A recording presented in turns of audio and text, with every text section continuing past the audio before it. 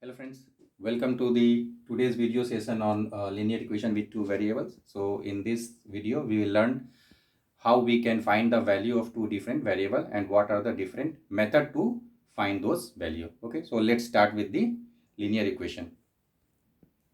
Okay, so here you can see on board that linear equation is mentioned as a1x plus b1y plus c1 is equal to 0, a2x plus b2y plus c2 is equal to 0. So a1, b1, c1, these are the coefficient, as we learned in previous linear equation topic, that what are the coefficient and what are the variables.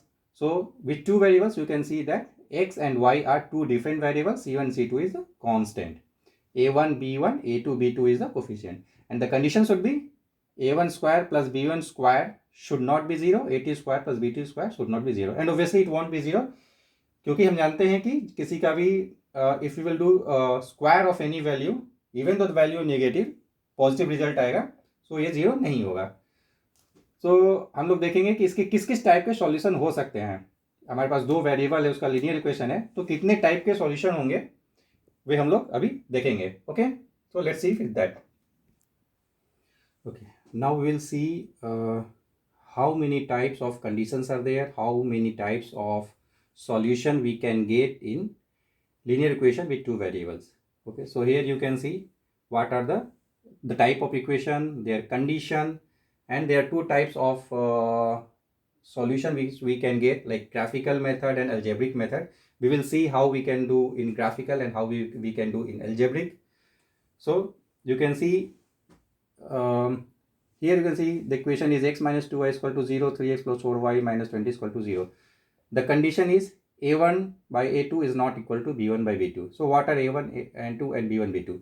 So a1 a2 is a1 is the coefficient of x, a2 coefficient of x in equation 2, b1 b2. So here you can see a1 by a2, nothing is there, means 1 by 3 not equal to b1 by 2, this is minus 1 by 2. So a1 by a2 is not equal to b1 by 2. जब भी हमको ये condition दिखाई देगा जब जिसमें कि a1 by 2 b1 by b2 के बराबर नहीं है, तो अगर ग्राफिकल मेथड में सॉल्यूशन निकालेंगे then the two equation will intersect each other, और जब ये इंटरसेक्ट करेगा तो इसका मतलब हमारा कंसिस्टेंट सॉल्यूशन होगा और सिर्फ वन सॉल्यूशन होगा.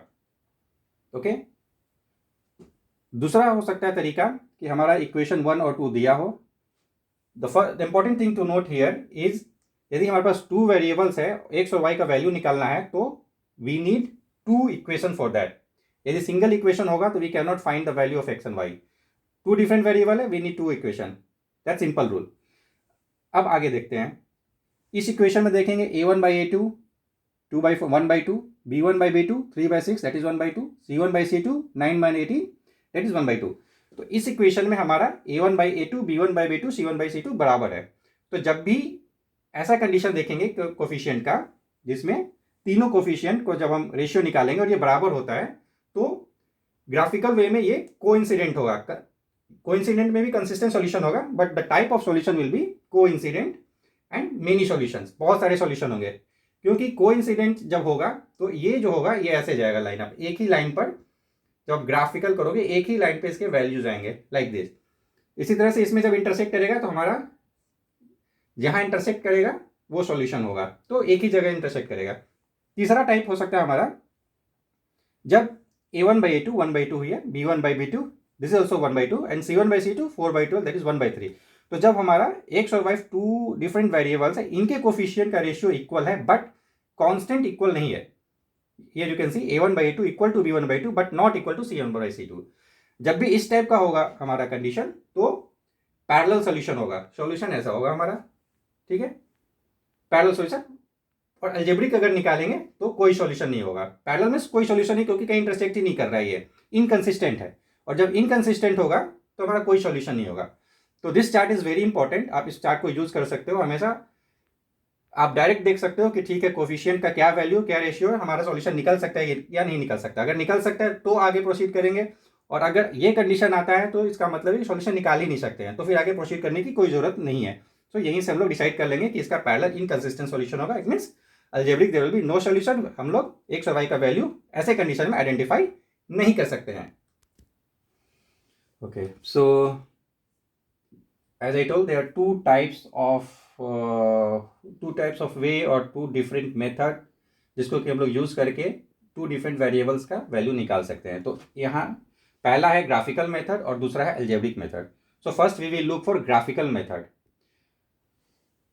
दो डिफरेंट इक्वेशन चाहिए यदि हमारे पास दो डिफरेंट वेरिएबल का वैल्यू निकालना है.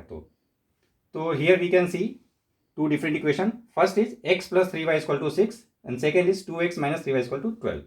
तो ग्राफिकल मेथड का मतलब हमको एक ग्राफ पर प्लॉट करना है x और y का डिफरेंट वैल्यू और सेम तरीका a1 by a2 b1 by b2 c1 by c2 check करेंगे. यदि a1 by a2 बराबर नहीं है, see here 1 by 2 is not equal to b1 by b2, तो इसका मतलब इसका वन सॉल्यूशन होगा और वो इंटरसेक्ट करेगा ग्राफ पर. So let's plot it. यहाँ हमने कुछ नहीं किया, यहाँ सिंपल x का वैल्यू एक बार 0 रखा तो y का वैल्यू आइडेंटिफाई कर लिया. फिर x का दूसरी बार x का वैल्यू 6 रखा तो y का आइडेंटिफाई कर लिया. सेम वे में इस इक्वेशन के लिए भी x का वैल्यू रखा और y का वैल्यू आइडेंटिफाई किया. आप x का कुछ भी वैल्यू रख सकते हो, उसके करस्पॉन्डिंग y का वैल्यू आएगा, उसको प्लॉट कर देना है ग्राफ पर. तो सिंपली हम लोग ग्राफ प्लॉट करेंगे यहाँ. ठीक है, 0 1 2 3 4 5 6 7. Let's plot this.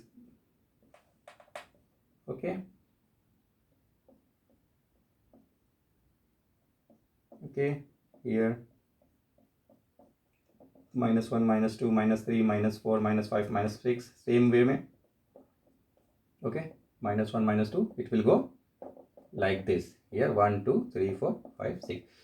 x का वैल्यू 0 है, y का वैल्यू 2 है. here x का वैल्यू 0, y का वैल्यू 2 यहाँ आएगा. x का वैल्यू 6, y का वैल्यू 0. x का वैल्यू 6 और y का वैल्यू 0 यहाँ आएगा. तो ये पहला लाइन है जो हमने स्ट्रेट लाइन खींचा. अब इसके लिए देखेंगे x का वैल्यू 0, y का value -4. It will come here. ठीक है, x का वैल्यू 3, y का वैल्यू -2 यहाँ आएगा. ठीक है, अब इस लाइन को स्ट्रेट प्लॉट करेंगे.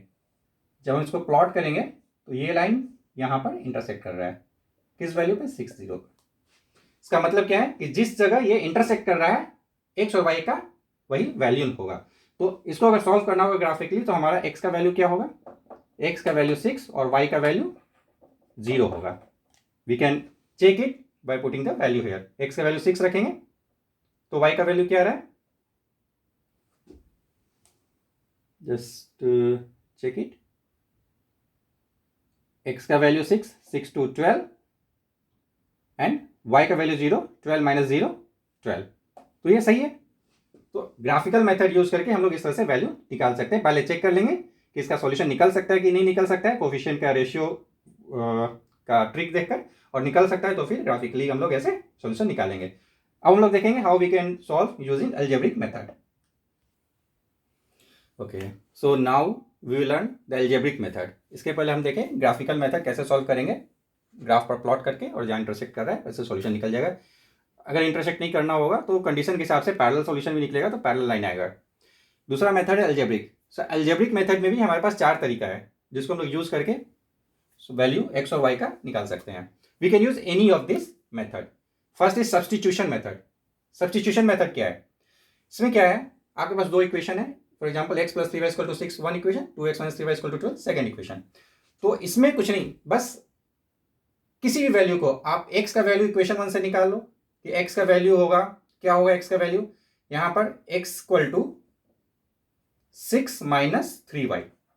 ओके, इस इक्वेशन से x का वैल्यू निकाल लिए.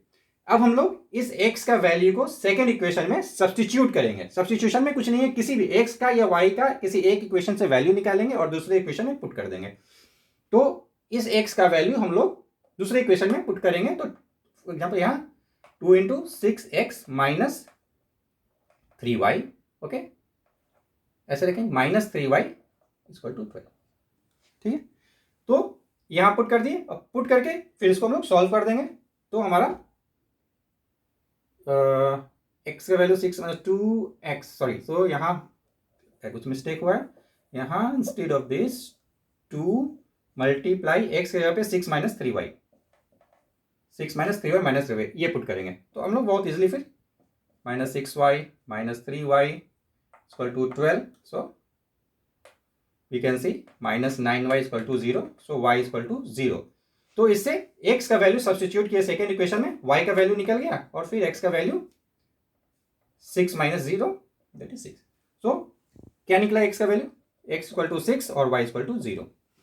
तो हमने कुछ नहीं किया, x का वैल्यू निकाला इक्वेशन 1 से, उसको सब्सटीट्यूट किया इक्वेशन 2 में और दोनों वैल्यू निकल गया। सो ये तरीका है सब्सटीट्यूशन मेथड का। Next will see elimination method. Okay, let me erase this and put the same equation here. इसमें क्या करना है हमें कि एलिमिनेशन मेथड में किसी एक वेरिएबल को एलिमिनेट कर देना है। ठीक है, देखना है कैसे एलिमिनेट कर सकते हैं। फॉर एग्जांपल यहाँ x प्लस 3y है, 2x माइनस 3y है, यहाँ हम लोग y को एलिमिनेट कर देते हैं। तो करना क्या है कि इक्वेशन 1 में देखा, ओके ये प्लस में है, ये माइनस में है, सेम है, तो सिंपल कुछ नहीं, इस दोनों इक्वेशन को ऐड कर देंगे। टेक्निक देखना है कि ऐड करें या सब्ट्रैक्ट करें, कैसे करें कि हमें एलिमिनेट कर देना है एक वेरिएबल को। अगर मान लेते हैं x को एलिमिनेट करना है तो यहाँ 2x है, यहाँ सिंगल x है, क्या करेंगे पूरे इक्वेशन में 2 से मल्टीप्लाई कर देंगे, तो 2x plus 6y equal to 12, और उसके बाद क्या है सब्ट्रैक्ट कर देंगे, तो x एलिमिनेट हो जाएगा, y का वैल्यू निकाल देंगे। सेम वे में यहाँ हम लोग कुछ नहीं, y को एलिमिनेट कर रहे हैं, तो adding 1 and 2, equation 1 plus equation 2 क्या हो जाएगा, ये दोनों कैंसिल हो जाएगा प्लस माइनस, तो हमारा 3x equal to 18 when we will add this, x का वैल्यू 6। ओके, x का वैल्यू 6, अब इस x का वैल्यू यहाँ पे पुट करेंगे तो y का वैल्यू हमारा आइडेंटिफाई हो जाएगा, क्या हो जाएगा y का वैल्यू 0 आ जाएगा। तो ये है एलिमिनेशन मेथड, जिसमें हम लोग किसी एक वेरिएबल को एलिमिनेट कर देंगे, मल्टीप्लाई एडिशन सब्ट्रैक्शन करके, टेक्निक लगा के एलिमिनेट करके और दूसरा वैल्यू निकाल लेंगे। तो ये था हमारा एलिमिनेशन मेथड। अब हम लोग देखेंगे cross multiplication method. Now let's see the third method. Third method is cross multiplication. अभी तक हम लोग सीखे एलिमिनेशन, सब्स्टिट्यूशन। अभी क्रॉस मल्टीप्लीकेशन में क्या करना है, हमारे पास दो इक्वेशन है, a1x plus b1y plus c1 0, a2x b2y c2 0, ये दो इक्वेशन है। ठीक है, तो ये फॉर्मूला हमें ध्यान में रखना है ताकि हमको कुछ भी सब्स्टिट्यूट करने का जरूरत ही नहीं पड़ेगा। क्या होगा, पहला ये x डिवाइड, जब हम इसको फॉर्मूला को कैसे याद करेंगे, तो ये x का वैल्यू निकालना है, x डिवाइड, इसे हमने हाइड कर दिया। अब यहाँ देखा b1 c2 minus b2 c1, cross multiplication, C cross b1 c2 minus b2 c1। ठीक है, दूसरा अब y का वैल्यू निकालने के लिए इसको हाइड करेंगे, और क्या आएगा हमारा, यहाँ देखिए c1 पे खत्म हुआ तो c1 से स्टार्ट करेंगे नेक्स्ट। ठीक है, इसको हाइड करके क्या होगा, c1 a2 minus c2 a1 equal to 1। क्यों, क्योंकि ये कांस्टेंट है, इसलिए 1 डिवाइड, a1 पर खत्म हुआ तो a1 से स्टार्ट करेंगे, इसको हाइड करेंगे, a1 b2 minus a2 minus a2 b1। Simple है, ज़्यादा दिक्कत नहीं है, दिख रहा है लंबा but it's very easy to remember. हमने कुछ नहीं किया, क्या किया, x का वैल्यू निकालना है, x डिवाइड, इसको हाइड किया, यहाँ से स्टार्ट किया b1 c2 minus b2 c1, y का वैल्यू निकालना है, इसको हाइड किया, और c1 से खत्म हुआ तो c1 से स्टार्ट करेंगे, c1 a2 minus c2 a1 equal to 1 divide, इसको हाइड किया, a1 b2 minus a2 b1। Simple, इस टेक्निक को यूज करके हम लोग x और y का वैल्यू आइडेंटिफाई करेंगे। यहाँ इक्वेशन है हमारा, for example x plus 3y minus 6 equal to 0, 2x minus 3y minus 12 equal to 0। अब यहाँ पे कोफिशिएंट में पता है a1 a2 b1 b2 c1 c2। Simple, इस फॉर्मूला पे हमें फिट करना है, कैसे, x डिवाइड, ठीक है, x divide b1 c2, b1 c2 क्या होगा हमारा, ये b1 है, ये c2 है, क्या हो गया 12 3 36 माइनस 36। ठीक है, minus 36 minus b2 c1, b2 c1, b2 c1 6 है 18। ठीक है, ये 18 आया। ठीक है, y का वैल्यू c1 a2, इसको हाइड किया, c1 a2, okay, c1 a2 यहाँ 6 to 12, okay, minus c2 a1। एक बार चेक कर ले फिर से, c1 a2, तो y का वैल्यू, इसको हाइड किया हमने, c1 a2, ओके, ये माइनस साइन है, सो माइनस देना भूल गया था मैं, तो यहां माइनस होगा, माइनस c2 a1, इसको हाइड किया, c2, ये c2 है, c2 a1, सो ये प्लस 12 हो जाएगा। क्यों, क्योंकि माइनस और ये माइनस प्लस हो जाएगा।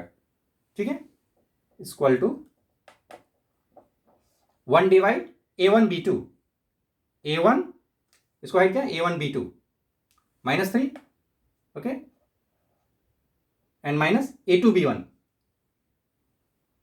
इसको हाइट क्या a2 b1, so it will be -6। अब हम इजिली निकाल सकते हैं क्या होगा हमारा x divide this minus sign equal to y divide 12 minus 12 0 equal to 1 divide -9। अब इससे क्या होगा x का वैल्यू, इन दोनों इसको हाइड करते हैं, इन दोनों इक्वेशन से लेंगे x का वैल्यू 9 6 14 6 और y का वैल्यू 0 मल्टीप्लाई एनीथिंग 0 0। सो हमें क्या निकला x का वैल्यू 6, सो x का वैल्यू 6 और y का वैल्यू 0। तो ये है हमारा क्रॉस मल्टीप्लीकेशन मेथड। सिर्फ ये फॉर्मूला हमें ध्यान में है तो बिना सब्सटीट्यूशन बिना एलिमिनेशन किए इजिली हम लोग डायरेक्ट x और y का वैल्यू निकाल सकते हैं। और इस फॉर्मूला को भी याद करना ज़्यादा डिफिकल्ट नहीं है हमारे पास अगर ट्रिक पता है, जो ट्रिक मैंने बताया है। Okay, so next we will see reducible method. Now the last method is reducible method. So अभी तक हम लोगों ने देखा simple x plus Y ax plus B Y के फॉर्म में था इक्वेशन, तो हमने 4 टेक्निक्स था यूज किया, इसको सॉल्व किया। अब रिड्यूसिबल मेथड क्या हो सकता है कि हमारा x और y का वैल्यू न्यूमरेटर के रूप में ना हो कि डिनोमिनेटर के रूप में हो, कोई कोफिशिएंट होगा और something divide x plus divide y और कोई कांस्टेंट वैल्यू होगा। तो इसको कैसे सॉल्व करेंगे, इसको हमको रिड्यूस करना होगा। हमारा टारगेट होगा इसको ax प्लस बी वाई के फॉर्म में लाने का। तो हम लोग क्या करेंगे, सिंपल, ज़्यादा कुछ नहीं करना है। 2/x है तो जस्ट एज्यूम करेंगे let 1/x equal to p and 1/y equal to q। ठीक है, तो हमारे यहाँ क्या होगा 1/xp है तो ये हमारा हो गया इक्वेशन 2p, क्योंकि 1/xp है, plus 3q equal to 13 equation 1, 5p minus 4q equal to -2 equation 2। अब हमारा सिंपल लीनियर इक्वेशन 2 वेरिएबल्स का बन गया। Instead of x y p और q आ गया।